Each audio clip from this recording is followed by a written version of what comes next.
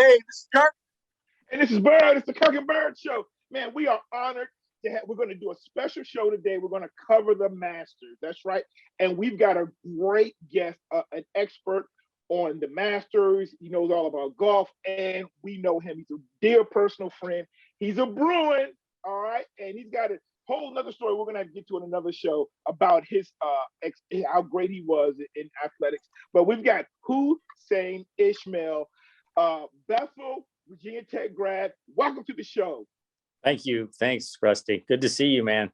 Been a while. Yeah, it's been a while, man. But I'm so glad you could do this because the Masters is like just I'm a casual. I'm a big sports fan, but casually watch golf, and it's these big events, and so I want to know more about what to expect and what to look forward to this weekend. And from what I understand in terms of your experience and everything, you are the man. So thank you again for joining us on the show. And we'll get into a lot of stuff, not just Masters, but with other things going in the golf world. And we'll catch up with what you've been up to lately. All right, great. All right. So, Hussein, we were just talking, you're a Hokie, and I think the last time we saw each other was probably playing basketball in War Memorial, and then That's right. Country against each other also. But before we get started, this is going to be a lot of fun. You can check us out at the Kirkenberg Show on YouTube. We are going to lay that across there. You have time to write it down. Please subscribe. That way you'll know when we're getting new videos like this one, and when we release it tomorrow, you'll get a notification. Also, Twitter, big with the student athletes. We're at the Kirkenberg, BYRD, on Twitter. And we're getting heavy into Instagram because we're reaching more of the young people. And that's the Kirkenberg Show. And we're also, for audio, this is a great audio podcast, by the way, The Masters.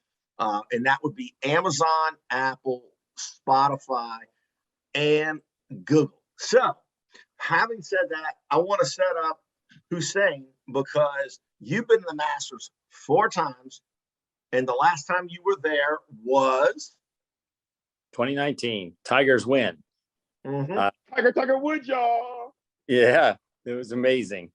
It was electric. We were there for the Saturday round, and that was the moving day in golf. That's always the day that everything actually sets up for the guys that win these tournaments. They usually have their best round to move to the top 5 or so. Right. And Tiger made his move that day, and we followed him, I think, from hole 2 green all the way to the end. It was pretty cool. It was super cool. It was amazing and electric. The place was going crazy. And that was my last time. I had been there 3 previous times, and it was nothing like it the 3 previous times. Tiger just changes that place. And it's evident if you've been watching the recent news and, on what's on in the practice rounds right now. People in crowds just love that guy. Mm-hmm. Amazing. Yeah. I'm a very, very casual golf observer, but I'm one of those Tiger Woods guys. Like, he brought me to the game, like he did for a lot of minorities, 20 some years ago. I'm sitting down watching the Masters in 2019 because of Tiger and this comeback, and it was amazing. Like, that was one of the most thrilling and amazing things. But the fact that you were there, bruh, like that doesn't get any better. Yeah, it would never expect it. You knew he'd play well, but the fact that he won, it's mind-boggling. If you're a golf fan, you think the same way, even for the layman. I mean, it's the same feeling. You don't follow it, but everyone has the same feeling. It was amazing. Yeah. Hussein, I don't know if you saw it, but Fred Couples played 9 with him yesterday and said he looked really good. And he was striking the ball well. And this is his 30th anniversary of winning the Masters in '92. Says he thinks he can contend. And one of the reasons why you've walked the course, you already said it, is that Tiger has that right leg injury. And the one thing that they said is that he he was struggling with that. Striking the ball was not a problem, but it was the walk. It was a little gimpy and favoring right leg. So, but he's hitting that ball better than Will Smith smacking Chris Rock on. Yeah, that's good. Ask you is this: you've walked that course, and one of the big things about that course is, like, we're going to talk about Amen's Corner. The 11th hole is downhill, and that's not an easy walk. What do you think about that? Because I think Tiger's got a chance. I think he's got a really good chance. So from a golf game standpoint, no question, he can play and he can do real well there. The thing about that golf course is experience is what wins those places, not how wide open it is. And everybody hits the fairways there. When you go out there and you walk the course, it's very hilly, extremely hilly, a lot of side hill lies. So his stances are going to be affected. And that's one of the things that, would be curious to see how that affects him. But I think him doing those practice rounds, he gets a feel for where that and how that's going to affect him as far as the foot. But that course is, when I went the first time and I saw it, I said, I think I can play this course. That's how it looks. It looks like something any of us can play, but it has so many nuances to it. And you have to hit the ball in certain places and have to know that. And that's why experience matters. So these young guys coming in that are ranked the top 5, Scotty Scheffler, for example, he's just become number 4. He's a great player, but he's not played there enough. So he will compete and contend, but he'll have a tough time because the nuances of the greens are what really separates these guys. You have to putt there. You've got to know where to hit the ball on the green. I mean, a lot of these things where it's just not as simple as one might think. When you see this big green, it's like, oh, that's no problem. They can hit the green, but the putting is the key on that course. It always has been. Right. So let me ask you something, Hussein. I'm a casual follower of the sport, but I'm a big Tiger Woods fan. And going back to the 20, 30 years ago when he first came onto the scene, and especially after he won his first Masters, can you explain to me, because I thought, well, this is unfair. But what is it when they say they Tiger-proofed the course after a couple of years of him winning it? And can you explain to some of our listeners what that means, or viewers what that means? But also, did they maintain that? And didn't he overcome that to some degree over the years when you talk about learning the course and how it's set up? Yeah, so that's a good question. So in 97 is the year he won. He turned professional in 96, and 97 was his first professional Masters. He had played in it previously, had not done as well. The reason and the thing about Tiger proofing the course was, at that time, Tiger hit the ball further than anyone by far. And so these holes where you'd have these par 5s, for example, hole number 13, hole number 15, they're par 5s out there that he could drive the ball so far that instead of having a long iron or a wood into the green, he could hit 9-iron into the green. So that would get him closer to the pin, and he would birdie every par 5.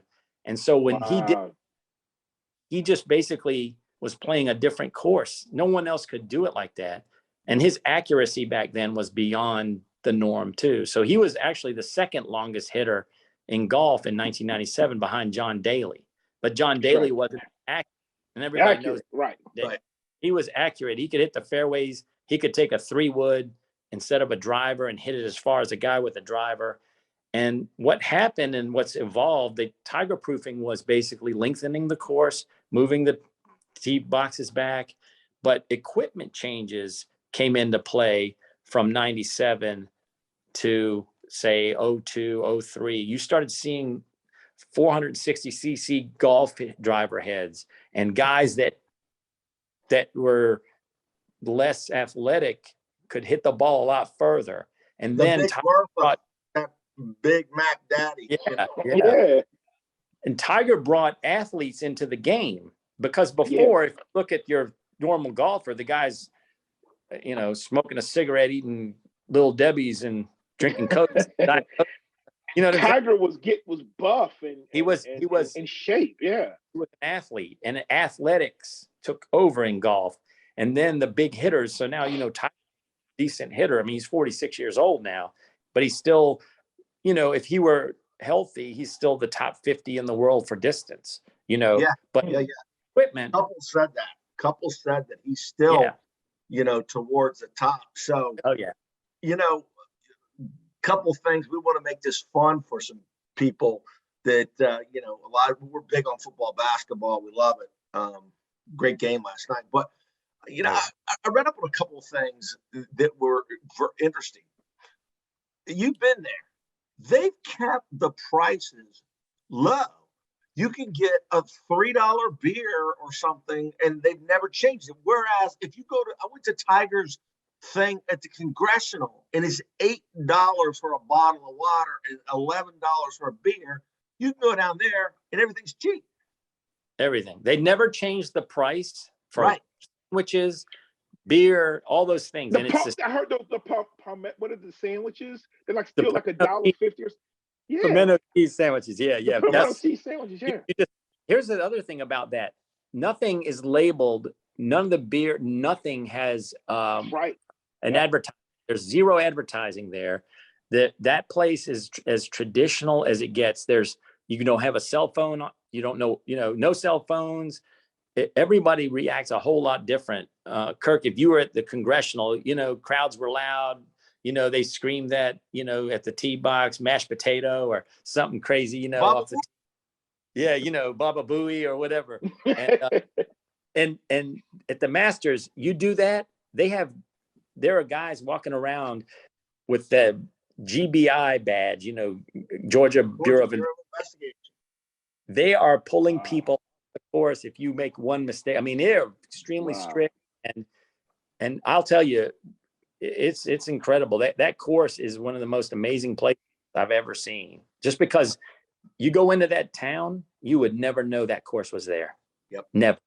And that's what Bobby Jones wanted. He wanted it to play. He wanted it to be a national course where people came in. It's a big business golf. And you probably know this, but it closes, and then opens back up. It's getting ready to close down and open back up in the fall. Right. So my question is, how'd you get tickets? How's that work? Yeah. So All right. I've heard, and again, I listen to all these podcasts and all these people talking about the Masters and just how difficult it is to get the tickets. Even Bomani had it on his show Sunday night. So how did you do it? Like, I don't even think does it have to do with money, stature, connections? How did you do it? Well, ironically, the first tickets, me and one of my coworkers got them. Our boss decided, he knew how much I love golf, and he decided, and he works with these, there's a group actually in Northern Virginia that does all these different packages and trips and such. And they have a package that he purchased for me and my coworker and said, this is your bonus this year. And he gave us a weekend. So we were there for Friday, Saturday, and Sunday. And that was my first go at it. And then the next year he had a friend who was going to go with him, and his friend got sick. He says, what are you doing this weekend? I said, I'm coming to the Masters. So I did it again. And then the following year we did it, me and my boss and a couple other guys went. So those 3 years, that's how it went. And then so basically we went through those packages. So that's the availability of it, because technically you don't ever buy a ticket unless the Masters gives you one. You are actually renting these. So basically, when we went through to get these packages, you get the ticket and they'd say, listen, if somebody stops you and they ask you where you got your ticket, you tell them a friend of a friend. You got to go through all this crazy stuff. It's like So this group basically is paying whatever I paid for the ticket to the people that actually own the ticket, and they're just renting it out. Right. I got you. Okay. Right. And they've been passing those tickets down for generations. They will them, but there's some trail where you're getting a member's ticket, and the prices, I don't know what you paid, but the prices are still $50 per day, $200, but I'm sure the packages are more. Yeah. So like if every year you can actually get in the lottery to win tickets for That's what I life. heard. So I do it every year, and they always know. But it's $350, Kurt, for 4 days. Okay. Wow. Thursday, Saturday. That's all it costs. But when you get them, you got but you can't give them to a family member. They don't, you can't pass them down when you pass away. They're back to those guys. So at the end of the day, that's the way I got the first 3. The last one I actually went to like a StubHub type thing, and I found them, and I paid $1,900 for 1 day. Yeah. But I thought, you know what? That was the year I saw Tiger, and I was like, I just got to do it. For a Sunday? I'd pay that if I had it. Yeah. I did it. We actually had it for a Saturday, Kurt, which all the days were pretty close to being the same. But when he was there, we were like, hey, we got to do it. So, yeah. All right. So let's keep it light, but what's our time mark, Rusty? Because I want to time. It's about to. We've been on for 14 minutes. Okay, so at 14 minutes, we're getting ready to geek out on this year. All right.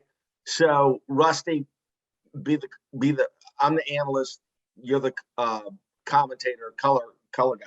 So what I'm saying is that I'm gonna get a little geeky here, but so who do you like? I know you're big into golf. I did my research. There's some new guys on the scene. There's some guys that are highly favored. So I guess right off the point, have you picked somebody to win it? Hussein? I think Jon Rahm's going to win it. Okay. I think between him and Justin Thomas, it'll be a tight match. But I think those two are the most experienced and the better players right now. Okay. That could be one of those guys should win. Jon Rahm's going to win. Okay, you like Jon Rahm? I do. Okay. Number 2 golfer in the world is Juan Majors. Pretty safe pick. So what I did was I looked at the odds. And Rahm actually has the best odds. Yeah. So this is what I wanted to ask you about, because I picked someone also. And but I took the whole field. Another thing about golf is the field is usually 149, 150. The Masters is only 99. So if you make the cut, you're down to 44 to 48 guys. And that's a big difference. There's only 91 this year. Okay. Yep. So some people didn't come into play, like obviously Phil Mickelson, which I'm sure we'll talk about. Yeah, we're going to talk about that. Yeah. So, we started geeking out at 14 minutes. So what I did was I got the odds. And this is what I went through. So Jon Rahm has the best odds. Justin Thomas, who is playing extremely well. What do you feel about Jim Bones McKay coming out of Phil's old caddy? A lot of people, that's only 6 or 7 months old. A lot of people think that's going to push Justin Thomas over the top. I agree because Bones knows that course. I mean, he walked that course so many times, won with Phil. He's done a lot of reconnaissance, if you will, in that place. He knows what's going on there. And that's really the difference for somebody like Justin Thomas. But also what's important, and I don't know if you saw this today, there was the press conference with Jon Rahm, and Jon Rahm was talking about how he asked how Tiger is kind of, doesn't say a whole lot. And he said he asked Tiger one time, how do you putt Bermuda greens? He goes, he gave a simple answer like you just got to do one thing. And he goes, okay, thanks. And then he turns around, he talks to Justin Thomas, and he tells Justin everything, gives him a dissertation on everything. So I think he's learned a lot from Tiger as well on how to win there and where to hit the ball. Like I said, he's gleaned a lot of experience from both. He's got a really good chance, I think, to win it. Okay. So I got Dustin Johnson. He's a big hitter. When he gets hot, he's had a couple majors. I think it was the PGA a couple years ago where he kind of blew it. But yeah, he won the U.S. Open, and he's won. I was going to say, just a side item. Wayne Gretzky's daughter. Yeah. Are they engaged? No, he's just having kids with her. Yeah. Rusty, when they show those golfers' wives, and by the way, Phil Mickelson's wife Oh my gosh. Yeah. overcame cancer, but her name's Amy, and she's beautiful. But man, Wayne Gretzky and Janet, the model, she looks just like her mom. And by the way, her mom set them up. She met Dustin Johnson, thought he was a nice guy, gentleman, and cute. So there you go. So Cameron Smith is Great. hot, newer guy, but falls into what you were talking about. Yep. Scotty Scheffler's #1 golfer in the world right now. Been red hot. Yep. All right, Rory. My thing about Rory, what's your thoughts on Rory? Because he's been good over 7 years, but the last 2 or 3 years, he hasn't been that good. He's been okay, but his problem, honestly, so in golf, the approach shot matters so much, and especially at this course. So usually they check these guys' stats and their proximity to the hole from 150 to 175 yards. And Rory he just somehow he's missing those shots. He's not getting them close enough. So he's struggling on the greens for that reason. So he's too inconsistent there, and he just can't hit the lob wedge or the sand wedge as well from the close areas. He's just not close to the pins. Right. That's a problem. I mean, he can hit it so well. Purest swing on the tour. It's amazing. And he's small. He's very small. Crushes the ball. Yes. All right. So we're going to get out of this geek out session, but so we've got Brooks Koepka, Jordan Spieth, which people thought he was going to be the next Nicklaus. He's cooled down, but he's playing better. I've got Tiger Woods, y'all. That's a Chris Rock line. So I was going to bring that up. I like Rock, that. Speaking of Chris Rock, Tiger. So Yeah. hey, listen, and I'm gonna announce this in a second. And the last guy is Adam Scott. So some people who said you probably have heard of. There's this analytical engine that's been so accurate. Like it picked last year's winner, and they're picking Justin Thomas. You're picking Rahm. I'm gonna pick Koepka. So finishing this out, this is what I think would be cool. So that is 1, 2, 3, 4, 5, 6, 7, 8, 9, 10. That is 10 golfers. For fun, if you put $10 on each golfer, Tiger would be $500. 50 to 1. And then, it's Adam Scott and all those guys. I mean, I just think it would be that much more fun. So, so that's how I see it. Tiger did have a press conference today. Did you get the opportunity to watch it? What do you have to say? I saw it on Twitter. They asked him. Well, the main thing that was popping up on Twitter was they had talked to him about his foot and all that, but then they started discussing his playing, and he said, as of now, he is playing. He's going to play. He's in. They said, well, you feel this way. He says, when you play, he goes, how do you feel about your chances? He says, you feel like you can win. He said, I do. Tiger always, he doesn't show up unless he thinks he's going to win. And he said, it's not my swing. It's none of that. He goes, it's the walking. He goes, and he's feeling like he's recovering. I'll tell you, I was surprised he's even out there. I know it's the Masters, and a lot of people said, oh, wow, he should be back at the Masters. I'm like, this is the hardest course of all the courses that you would walk, the hardest. I thought he'd show up at St. Andrews because it's flat, and now I know he'll play there because that's where the British is, the Open Championship.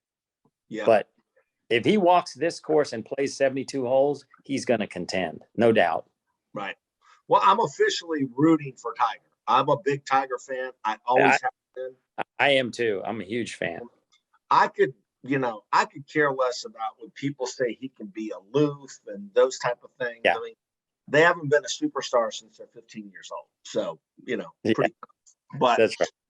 So one thing that, you always hear, and Jim Nance is, he's there. He left, where were they? He left New Orleans last night. Yeah. He's in Augusta now. But Amen Corner. So you've been there, and it's technically the end of the 11th, the 12th in the first half of the 13th, but basically it's the 11th, 12th, and 13th. So real quick, it was named after a 1958 Sports Illustrated author that called it Amen Corner, because that's where you go around and the men separates the boys and things like that. You have to do well. Almost every winner plays that well. But so the first one, real quick, and we're geeking out, but the first one for people that are just casual golfers, the 11th is a par 4 that's downhill. How well do you know that hole? Well, I know it really well because I learned while I went through that whole place that's the place you stand closest to any guy you want to see at the tee box. They are within, you're probably within 15 feet of them and you can see every tee shot. Right. That hole from the tee box, no one goes up this hill to go to it. So it's always easy to access. So if you ever go to the Masters, I suggest going up to the tee box at 11. You'll see every player you want to see.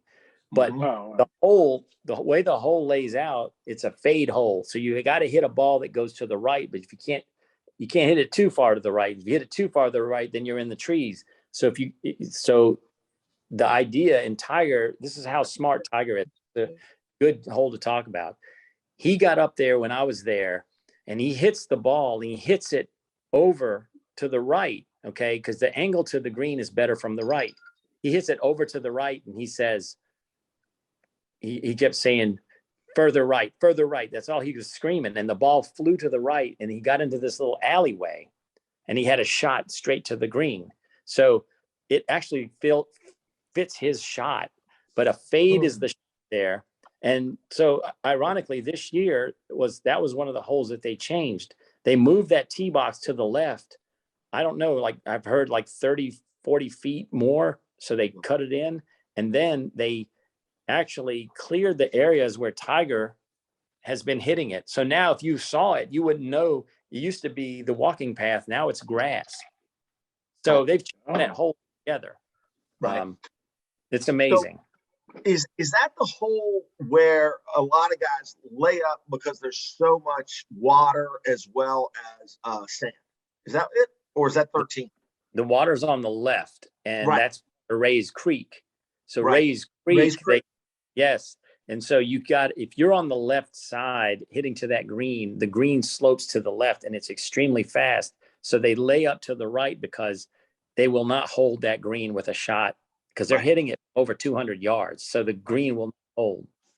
Right. And a lot of guys lay up, they're settling for the par. And when you can birdie that hole, it's a big deal. So we're going to move through this fast because we want to get to some not geeking out on golf, because we know a lot of us guys are football and basketball freaks. But so 12 is the par 3 that's scenic, that you're hitting over water, and there's sand all over the place.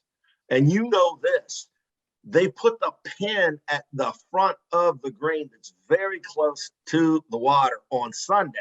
Yes. Tell us about that, because, man, when I play golf, and you're much better than me, we're going to get into your personal golf game and fun and growing up in Hampton, all that. But when I play golf, everybody gets nervous for water. I get nervous for water. I just don't know anybody that doesn't. Sand, not as much, but water, it's just one of those things. That hole is just one of those things where like you said, you've got to know the course. That green is downsloping. You're hitting over water. There's sand everywhere. What's your thoughts? Well, it's funny so when Tiger won that and that Sunday round, those guys were hitting it.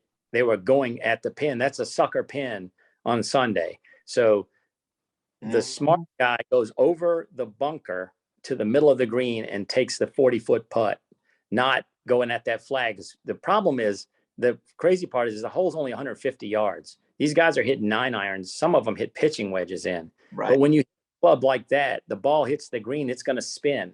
So it'll spin back. Tiger hits it to the middle of the green. And the crazy part about that Amen corner is the wind.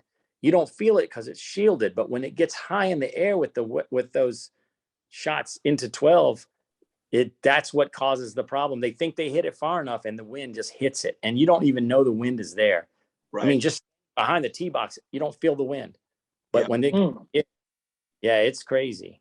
Mm-hmm. And Well, Okay. this it's sucker pin on Sunday though, for sure. Right. And then 13, real quick, and we're gonna move on. 13 is 13. So when you're standing there, you can see them at the tee box. It's behind the green of 12, and it's a hard dog leg left, and it's very steep slope. I mean, you have to hit it right, the right side of the fairway to keep it in the fairway. Otherwise, you're going to go into Rays Creek as it goes meanders along the parallel of that 13th hole. So Right. that's usually a 3-wood hole, and then those guys can hit the greens in 2 more often than not. That's really not a difficult hole. Okay. So we're ending our geek out session, so we'll get another time mark. But my last question to you is, so that course is about 7,500 feet, but it's also a course for long hitters because the fairways are so wide. Wide, See, yeah. I play golf. I can hit the ball a mile long, and it's not because I'm tall. You're tall also. I think you're taller than me. It's because I got a long torso, pretty long arms. So I can hit the ball a mile. But as we all know, the bigger hitter you are, the more likely you are to slice it or hook it, and it's forgiving. So is it a long course, you saying? It's 7,500, 74. Is that a long course? 7,500 yards is a good, decent course. The thing about it, the course is the par 4s are where you get hit. The par 5s, they can reach. So they can reach those par 5s in 2, but there's so much danger around them. You still have to place it. So the idea is there are longer courses, but that course, the side hill shots you have to hit. So you have to hit shots where the ball is 2 feet above your feet in the fairway. So they make it more difficult to swing and hit. And that's what the tricky part is with that place. But 7,500 is a decently long course. It really is. All right. So, Rusty, I'm going to turn it over to you. Let's talk about, why don't we catch up with what Well, I have one Hussein's more doing now. Go question. ahead. I want, before we get into Hussein and how you play golf and what you've been up to, I do have a question about Phil Mickelson. So he's not playing, but again, I'm the casual sports guy who's kind of all over the place. But I hear these things. What did he say, and what is the kind of controversy about what he said about? I think it was Saudi Arabia and the league that they started over there. Yeah. So Phil Mickelson's been really against or had a lot of beef with PGA and the USGA, and he's had it for years. And he and Greg Norman were trying to start a new golf league with Saudi money. They've opened some courses over there, and it was an article, I think, written that he basically they talked to him about how ruthless the government is and what they do to people, and he basically used a few expletives and said, "Who gives a whatever." I know they're this and that. And he just really said some really nasty stuff, but he said, I don't care. It's the money. So he basically said, I'll take the money. I don't care how those people deal with people. He goes, they're just, okay. He called them like, I forget what he called it. I can't remember the exact wording, but basically what he said was like really kind of off-putting.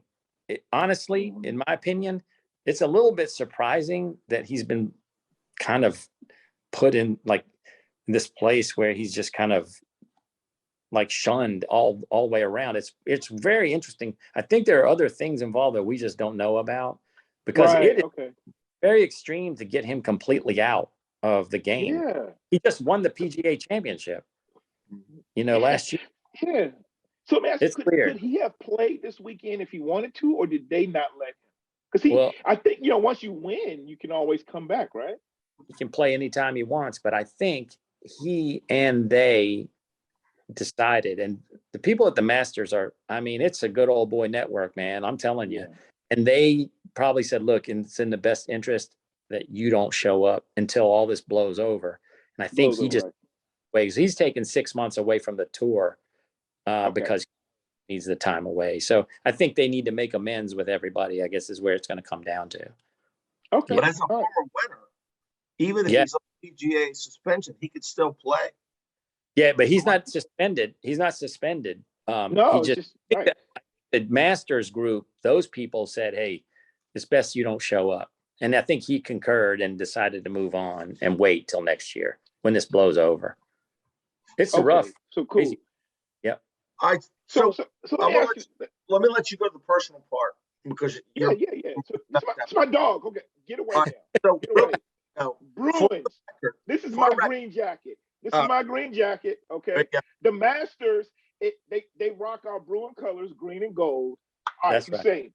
All right. So listen, my dog. Bye, Kurt. All right. So you're a Bethel running legend. For those people that don't know out there, you know, I played football. I played basketball outside. And actually, Hussein and his brother, they have a game. Like, Hussein got game. Like, I'm just letting y'all know that you can't live in Tide Mill and not play basketball and have some skills, okay?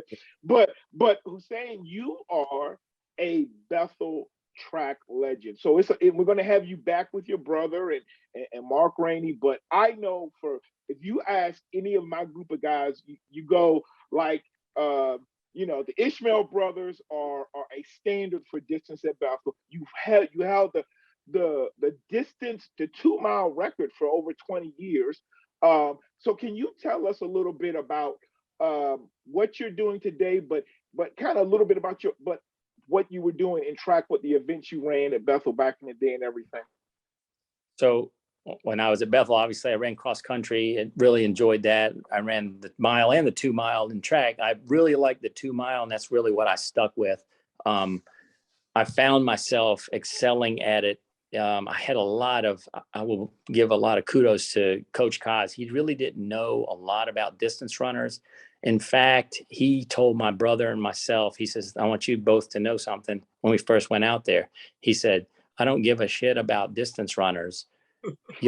Y'all don't win state meets. I need hurdlers. I need relays, field guys.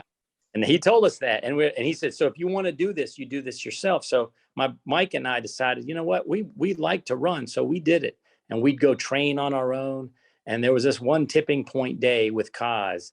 I was a junior and Mike was a sophomore, and we had to run in the hallways because it was indoor. Remember, indoor track was outside. Indoor, that's right. And we had to do our workout that day was 6 times 880 intervals. And I said, Mike, we got to do this outside. So Mike and I went outside. It was sleeting, cold. We did it. We came in and all the guys were in the training room, and I had ice in my hair. Y'all remember I had the big hair, you know, my hair was bro. We are. Yeah. And Kaz pulled us inside. He says, you see these two? He goes, that's the way I want you to work. And that gave me a lot of confidence and belief in myself. And from that point forward, I started really doing better and better as a 2-miler. I was kind of like a top 6 in the district. And then I just got all the way up to, you know, my time started dropping, and I made it to the state meet unbeknownst to anyone. They didn't think I'd show up. And I just started beating the Menchville guys, beating the Denby guys, beating the Lafayette guys. I started, and you know, Chris Askew was running the mile then. He was the guy. Me and him worked hard together, and we both made it to state. We ran up at George Mason. And then after that, I really excelled more and more. I trained on my own lot, and, you know, I got a lot out of track and cross country, but I give Kaz a lot of credit because he believed in me. He started getting, you know, he'd give me splits. He didn't know what he was talking about, to be honest with you, but I would just be like, hey, I got somebody on my side here, you know? So. And you know, when you were there, whether he really wanted it or not, like, you guys were contributing points to help us win districts and regionals and state meets, you know? So like those points add up. Yeah, he acknowledged it, and he started seeing that, and we were winning. We won the state indoor. We won the state outdoor my junior year. And he's like, yep, you're in points, you know, and then that's all that mattered. But he was not used to that because, you know, back in that day, it was all about hurdles, relays. I mean, we had the mile relay that won the Penn relays. We'll talk to Rainey about that. Yeah. But incredible. You know, I'll give Kaz credit because I coached track for over 12 years now. One of the things I started to actually focus on and realize was like, a lot of schools, let's just get sprinters. And it's the margin for sprints and being able to win is so close. So I appreciate that he was taking some of those really great athletes, but putting them on the hurdles. And instead of worrying about a 4x1, we went with the 4x4. One thing I've coached is I tried to coach up 4x8 teams. Like I took 4x8 teams to nationals a couple of times. And I think if he had even been able to appreciate that and put some value in that, but he had Kenny Jefferson doing the pole vault, and you get points there because nobody else would even clear it. So I give cards credit for those things. And again, we'll talk more about track a little later, but I know track impacted your life and allowed you to be able to do other things. And we'll profile you specifically, but how did you running, how did you transition it to actually playing golf? Because I tell you, we're in our 50s now, and I got a lot of friends. I played flag football up until 2017, just 5 years ago, late in my 40s. But everybody's like, yo, Rusty, we got to transition to golf. We got to transition. When did you get this bug? My brother-in-law, Layla's husband, was playing, and I played it. Some guys at Tech we had a course out there at Tech that we'd go play, and someone gave me some old clubs and I started swinging, and I was terrible. I mean, I would whiff it. I couldn't do anything with it, but I always prided myself on being an athlete. And I said, you know what? That's the biggest mistake you ever make, thinking that you can do it. You got a whole different mindset to learn how to play golf and hit it. But when you start figuring it out, there's something that drives you. And I think for me as a runner, it's kind of it's all you. Everything you accomplish is you.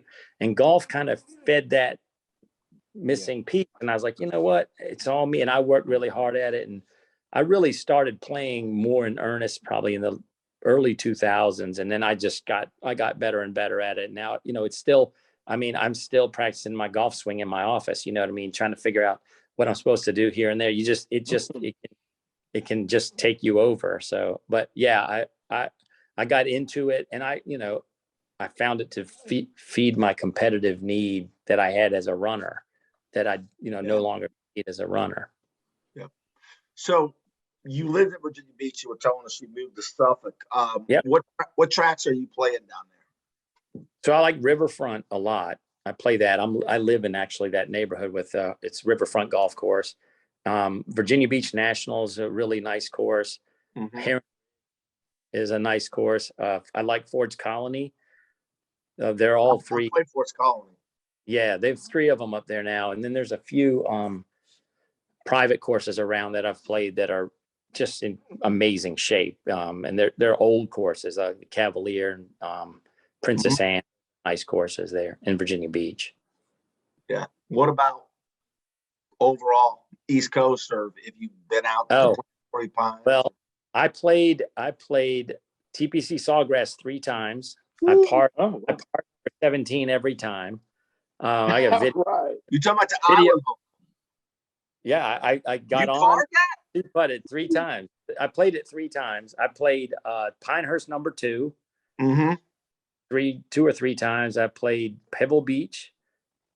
I played Spyglass Hill. Those are really good courses out in California. Everybody knows Pebble Beach. They just played that match play tournament in Austin, Texas, where they have the bridge there. It's called Austin Country Club. I've played that as well. So I've got really nice courses down the area. What is your handicap? 8. It's not as good as I want it to be right now, but 8 in the winter is okay. I'm hoping to get it to about 6 this year. That's what I'm hoping for. What's your best round ever? Best I've shot is 1 over. 70. 1 over. Wow. 73. Wow. Yeah. Oh, you are a baller. So, have you ever been to? I have a condo in Myrtle Beach where I vacation sometimes, and when I'm not there, I let others rent it out. But my neighborhood, my condo, we have 2 golf courses there in Myrtle. It's actually Myrtlewood is our course. Mm-hmm. But have you ever been to Myrtle Beach? Because I understand they have the most golf courses per whatever square feet or miles, or most golf courses in the world. Have you ever been down there? I've never been, and I keep being told, you got to go play Myrtle Beach. You got to play. And it's cheap. It's cheap, man. I've heard it's a good time, and it's a golf trip with guys. Maybe we all. That's what I've done. Yeah. How about Hilton Head? You should go down there. Yeah, it's great. But have you been to Hilton Head? No, I went down. I went for the PGA Championship at Kiowa that last summer that Phil Mickelson won, and I've just been there to walk it. I've never played down there. I played Kiowa one time, but not that Wow. ocean. So I played Oh, another. That's nice. Huh? So your nephew, yes. Mike's Yes. son. outstanding golfer. Tell us about him and what he's up to. Joey is a really good golfer. He goes to high school at Catholic High School in Virginia Beach. Mhm. He's going to be going to University of Lynchburg, Mhm. playing there. Yeah, I saw that. He is a big hitter. He hits the ball. So, usually people, they go by your TrackMan numbers. If you're familiar with TrackMan, Kirk, it's when they say his ball speed's 180 miles an hour or 170 miles an hour or whatever, they track all that stuff to determine what kind of spin rate you have on your ball, all these types of things. There's all these crazy analytics. Joey's swing speed is as fast as 121 miles an hour, which is the average PGA player on the tour is at 114. So Joey's really, he's got so much potential. He's a big hitter. He's a little bit taller than me, but he played all the sports. He played ball, he played baseball, he ran track. I remember baseball, yeah. Yeah, so I think now that he's zeroing in on golf in college, we're really going to see a really big difference. He wants to go there for about like 3 years. He's going to major in physics and go to UVA for his last 2 years. He wants to play there. Wow. So, great yeah. call. Yeah. Now, you are senior vice president for real estate development, right? Marlin Development. Yep. Okay. Yeah. And you do a lot of developments down there. I think I've seen some of them, and then you do them up here. Are you guys nationwide or regional? Or we're regional. Most of our we have done work in Maryland and North Carolina, but generally most of our work is in Virginia, right. And we've got tons of things going on in the Tidewater area, and we have projects going on up in Northern Virginia as well. We actually got one coming up in Dale City, Rusty. Oh, okay, yeah, that's right. That's right where I am. Yeah. Yeah. My track team's at the Dale City Track Club. Yeah, I heard you say that. That's great. Yeah, yeah. No, let me ask you, what did you major in at Virginia Tech? Does that correlate to what you're doing now? So business management is what I majored in, and basically I'm doing that, but I have to have had a construction background. I got with this company with no construction background, but then I kind of way through it, and it's just turned into, I worked up in Maryland. I kind of bounced around, kind of cutting my teeth in the business to understand what's going on. And it didn't take me long. Then I came down here, and I've been with Marlin for 22 years, and now I'm a partner with them, and it's going pretty good. Oh, wow. Okay. What's Mike up to? I think I know what he's doing, but he's still down there, right? Mike owns a Chick-fil-A. My brother. Yeah. Oh, yeah. He'll have a good story for y'all if you talk to him about Chick-fil-A. He's been with Chick-fil-A since high school. I know. Yep. I remember Coliseum Mall. In the mall. Coliseum Mall. And he I'll let him tell you the story about how he got that job. But at the end of the day, he's done really well with that. And Mike is a stand-up comic. Yep. Yeah. Oh, yeah. Yep. He's doing a lot of that. And, he's played Carnegie Hall. He's played the Kennedy Center. He goes overseas every year, and they do Arab American Comedy Festival, and he plays over in Palestine, and he's doing a lot. He does it for fun. It's fun for him. He's humble about it, but he's really funny. I used to think when I saw him, I thought his jokes were dry. I was like, man, I don't want to listen to this. This sucks. And then after a while, I'd go back and see him. I'm like, wow, his stage presence is just way different. Yeah. I've been seeing him do it for years. So, but I've seen him. You've seen him have a little bit of a dryness, but it's very good. Yeah. So is the whole family in the 757? Because I know your sister. We've communicated on Facebook a couple of times, and it was something that she was. I know she was. Was she in a broadcaster or in some way? Yeah, in the Layla was radio. Metro Traffic Control, and then she worked on the radio morning show 106.9 The Fox. She was there as the That's right. Yeah. yeah. What year, sister? She graduated in 85. Okay. 85.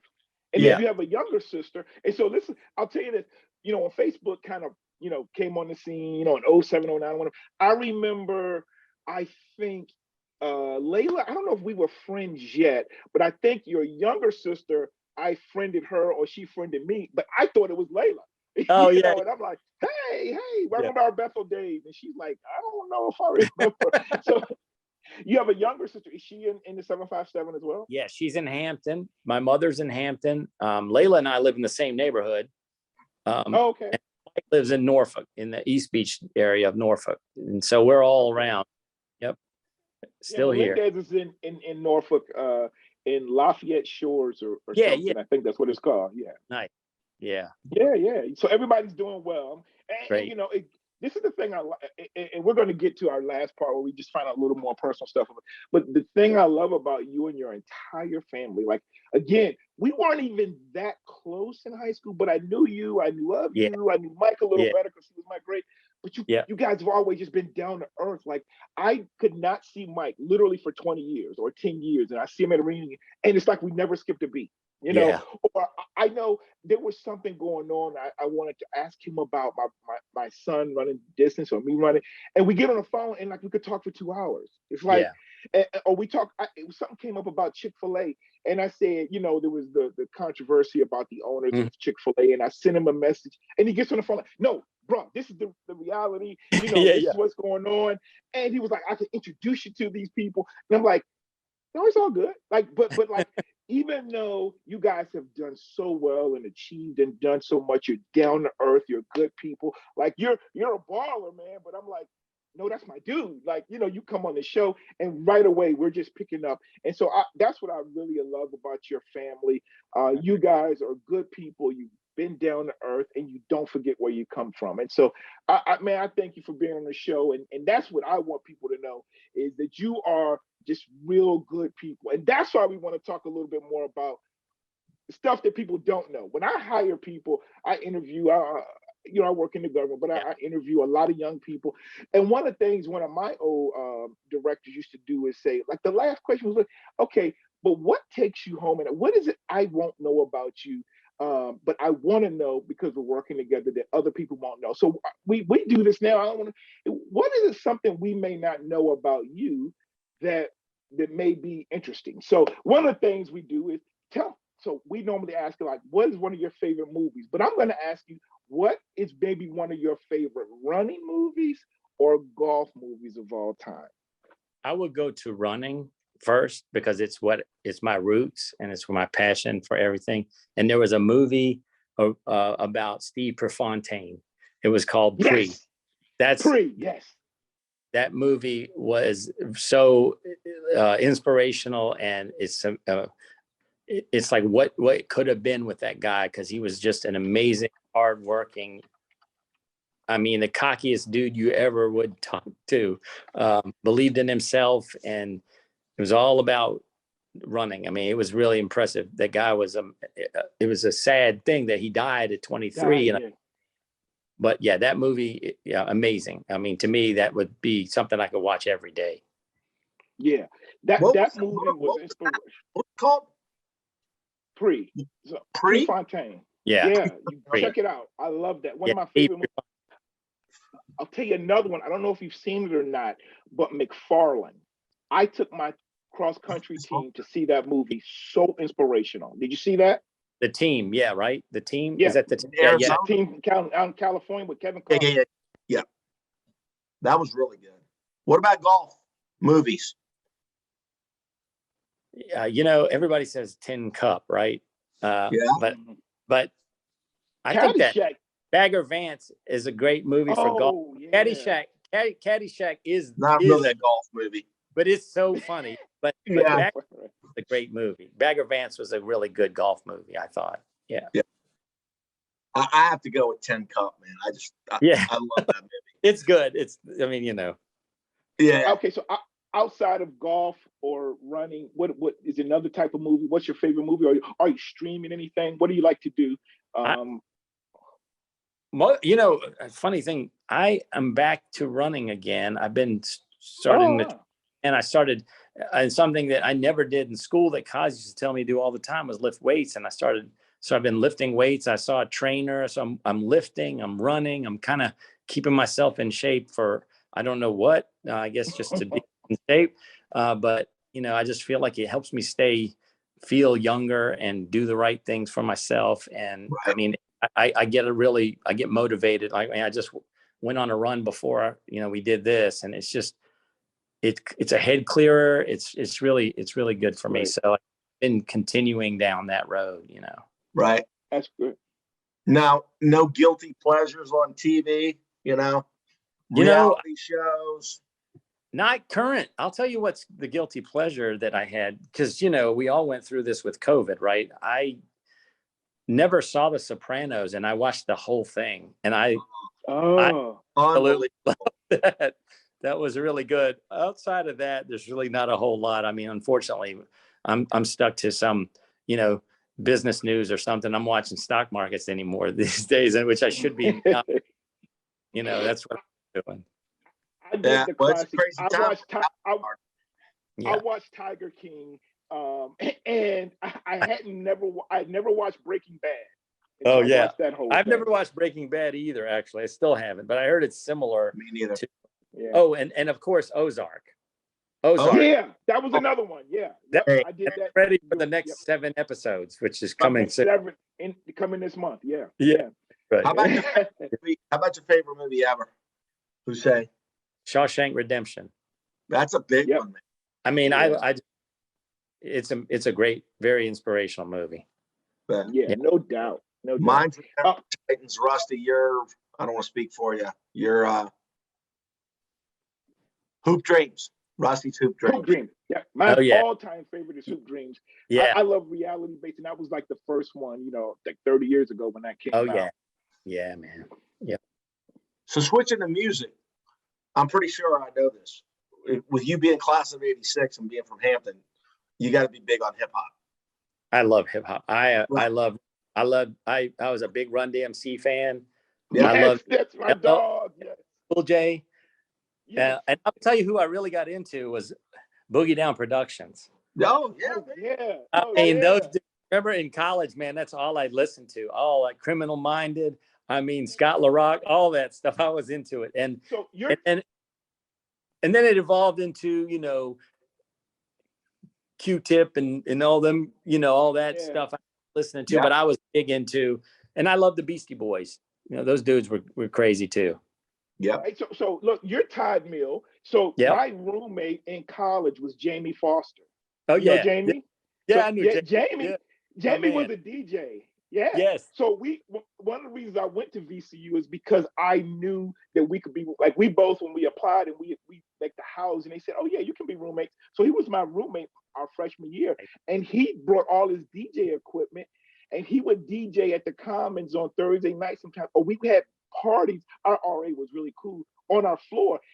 So we had all the latest music. We had Public Enemy. We had all these parties because Jamie could DJ. Oh man, that was so much fun. That's great. Yeah, I tell you, it's funny because I still listen to that. Like I'll put that on my playlist and I'll be in my car just rapping my, you know what I mean? Yeah. All that. I love it, man. I miss that stuff. It's not the same as it was, that's for sure. No, I can't really get into it. My kids know for us is you can only listen to old school rap when you're in the car with me. Yeah. So Rusty and Hussein, I always thought Todd Mill, all of it was Hampton High School. No, it's half and half. It's half and half. Yeah. Right. So we used to play football. We used to play basketball at Machen, and we'd have our Thursday, our Thanksgiving bowl game. We'd play guys from, Rocky Kroom and all them guys. The Rocky, yeah, Rocky and Ricky Short and them used to come. Todd Kelly used to come out and play. We'd all play, and we'd play against each other. Brian Hobson, yeah, all that. So it was split up, and it's weird. It was a line there. I don't know if you remember the Blackman brothers, Ronnie Blackman. Ronnie and Paul, yeah. Yeah. Ronnie, Paul, Man, they could play. They lived right around the corner, but they were at Hampton kids. We were Bethel. So and did you know Rodney Revels? You remember Rodney Revels? Oh yeah, right. He was on that 4x4 team. Yeah, Rodney was like, I mean, I'm telling you, like across the street from the Blackmans, yet they went to Hampton, he went to Bethel. I mean, that's just the way it was. That's Tide Mill. What was the dividing line? I don't know. I mean, I could probably to the house. What's that? Was it like a street? No, well, Sacramento Drive was that was the road that you got into to come into Tide. To come in. If you went down Deerfield, that was so behind the shopping center was Hampton. The other side was Bethel. Yeah. When I played youth football and I'm going to do a show with the Rocky Kroon, because I lived in Armstead Apartments for a while when I was a kid, but we played youth football for the Eaton Eagles, and it was like on that team were kids from Pine Chapel, the Armstead, the Cooper area, and the Tide Mill kids. So there was the Rocky Kroon, Jamie Foster, Ricky Short, Ray. I can't remember Ray's last name. But it was a bunch of those Tide Mill kids, and then like I said, then some were Bethel, and then when we get to high school, some went to Hampton, some went to Bethel, and that's the thing I want to have on the Rocky with, because I want to relive that Hampton Bethel rivalry, but started from when we were at Eaton, and that was just so much fun, man. Yeah, those days. Oh yeah, yep. So great. What's your native culture? What's your answer? My family's Palestinian. Okay, Palestinian. So my family lives on the West Bank. We have plenty of family. West Bank? Yes. Okay. Yep. So Palestinian food's awesome. Is that your favorite food? No. Ironically. I'm a pizza guy. I'm one of those guys. I'll eat pizza and pastas and all that type of thing. I prefer that, Yeah. But I do obviously eat a lot of it. Layla actually, my sister, has become, more and more involved in cooking those things. She does a lot of the authentic dishes. So, for holidays with my family, it was always a mix of the traditional with the Arab dish too, or the Palestinian dish. So that was always a cool thing to do. Yeah. What about? Hey, Mike, when Mike watches this, my favorite food is Chick-fil-A. Okay. Yeah. He'll appreciate that. What about your favorite places growing up? Favorite meaning in town, in Hampton. Oh, so Anna's on Armstead Avenue was our place. It used to be in that little center. The shopping center is Tide Mill shopping center where Anna's was. That was the spot. We still frequent that place on occasion. I knew the owner. I knew he passed away. Now the whole family still owns it, but Anna's was the spot, man. We went there all the time. Yeah. Okay.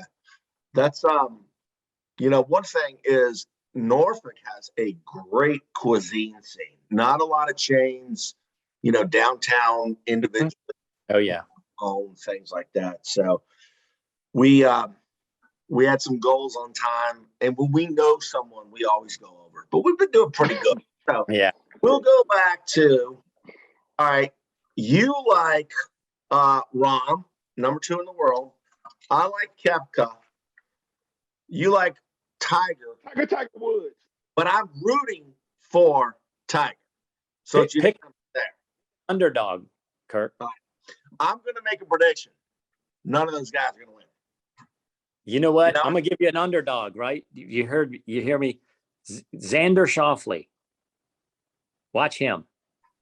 Okay. Hold on. Xander Schauffele. Okay, I'm looking at these players now, so okay. Going out on a big limb. You can take Bubba Watson, Justin Rose, Tony Finau. I always like Tony Finau. But, there's I think Adam Scott would be a long shot. Some people are picking him. But, I mean, don't be surprised if, Morikawa, Spieth, DeChambeau. Yeah. He's a little hurt, though. But it's going to be fun. Yeah. So I've got a cousin that's walked the course, and that's one of my, bucket list things. This is actually my favorite event, and I'm a kid that didn't play golf really till I was 30. I don't know if you remember Joel Kellum? Yeah. Oh yeah. Yeah. Tennis. Yeah, and he played Yeah. golf, and his mom was Ruth Ann Kellum. Joel's out in he's out in L.A. He got a law degree, but he's in sales for West Law Group. But he gave me like 3 or 4 clubs in high school. I used to go to the Hampton golf course. It was really cheap. The Woodlands. Yeah. Yeah, and I used to hit okay. But Tiger was the guy when he came on the scene. I started playing golf, and you're right, man. It's hard hitting that ball, but when you start hitting it right, it is a lot of fun. Real quick, before we go ahead. Go ahead. I just want to say, I got a question. Is Harold Varner a brother, and is JJ Spawn, is he a brother? Harold Varner is. JJ Spawn, I'm not sure. I don't think he is. Okay, he looks like he could be maybe. He might be. He might be Asian or something, or mixed or something. Okay. I'm pulling for anybody. Varner's another one to watch, though. That's a good one. That would be a good one. Okay. I mean, honestly, if you ask me, I want Tiger to win. I don't care about anybody but him. I just want to see him win. It would be amazing. Yeah. Cool. Well, I mean, that'll be, if he's in contention, the networks are going to sell lots of pizza, lots of cars, lots of beer, lots of soda. Yeah. And, it's fun. It is really fun when he's in. Is. So if he makes that cut, that's all he's he'll be good to go. So it was definitely good having you on. We wanted to give a plug for those that are still with us after about an hour. We interviewed Tommy Reedman Jr., and he's got an exciting venture called City on My Chest. It's cityonmychest.store. It's custom brand. It's really cool. It's a C with a little location. Rusty and I are working on it. We just want to give him a free plug. He's at Patrick Henry Mall on Jefferson Avenue. The other night I gave the address on my GPS City on My Chest. But you can also go online. You can customize your shirt. Anywhere in the United States, you get your city, you get your area code. And then once again, please subscribe to us, The Kirkenberg Show on YouTube, as well as at The Kirkenberg on Spotify, at The Kirkenberg Show on Instagram. This will all be on the screen. And then we're Amazon, Apple, Spotify, and Google. So we're going to have to meet up and play a round of golf with you. We'll take Rusty out there. Rusty, the way I play golf, I go to Myrtle Beach and I hit the putt or the miniature golf, and I'm the man out there. So yeah, that's right. That's good. He'll be fine. As long as you can strike the ball and keep it in play and not slow up. You'll need to go to the driving range. We'll have a blast. Got to do top. Go to Top Golf. We got a Top Golf over here. That's best. Scenarios, you ride and smoke cigars and maybe have a drink or two. So, all right, Hussein. All right, man. Thank you very much, man. It's been a lot of fun. Good to see you guys. Thank you, Bruin legend. Always good to have a Bruin legend on. All right. Thanks, Kirkenberg Show, we are out.